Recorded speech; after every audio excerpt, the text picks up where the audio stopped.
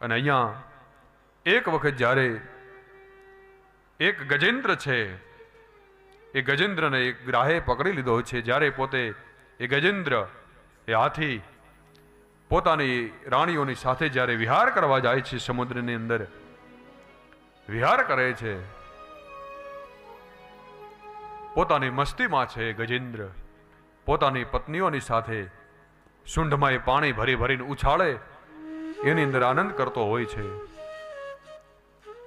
અને એ સમયે સમુદ્રની અંદર રહેલો એક ગ્રાહ, એક મગર આવે અને એ ગજેન્દ્રની જે ચરણ છે એને પકડી લે છે. અનેક પ્રયાસો કરે છે છૂટવાના એ ગજેન્દ્ર એ ગ્રાહથી, પણ પોતાની શક્તિ ચાલે નહીં. અને ભાગવતકાર લખે છે,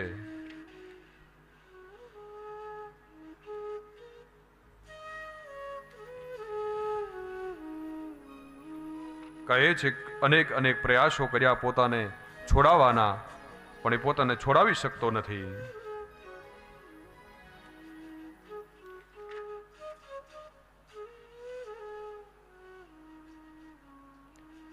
ઓમ નમો ભગવતે તસ્મૈ યત એતચ્ચિદાત્મકં પુરુષાયાદિબીજાય પરેશાયા વિધીમહિ યસ્મિન્નિદં યતશ્ચેદં યેનેદં ય ઇદં સ્વયં યોસ્માत् પરસ્માચ્ચ પરસ્તં પ્રપદ્યે સ્વયંભુવં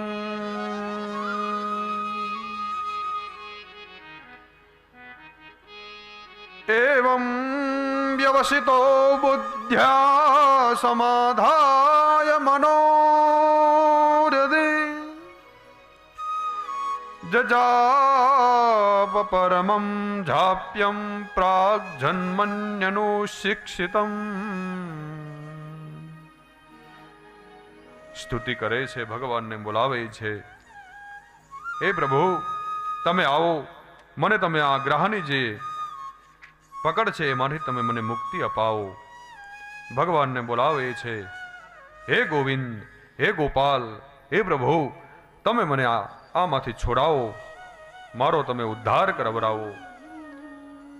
અને ભગવાનને બોલાવતા બોલાવતા શ્રી હરિને ભગવાન સુધી પોકાર પહોંચ્યો અને ભગવાન આવે છે. ભગવાનની સ્તુતિ કરતા ભગવાનને બોલાવે છે.